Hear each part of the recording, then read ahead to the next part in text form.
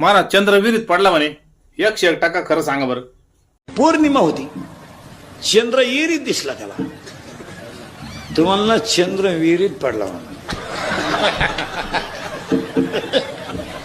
चंद्र विहिरीत पडला म्हणला, काय करणार. तो आटला होता. कॉमर्सवाला आला म्हणला चंद्र काढलाच पाहिजे, मग आपल्या जगण्याला काय माहिती. सायन्सवाला गेला आणि बादलीन द्वारखांड घेऊन आला.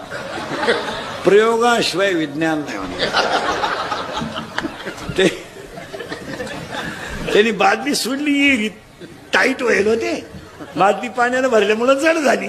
त्यांनी वर ओढली, ती कुठली कपारीत. यांनी न्याट लावून ओढली आणि ताटकन द्वारखांड तुटलं.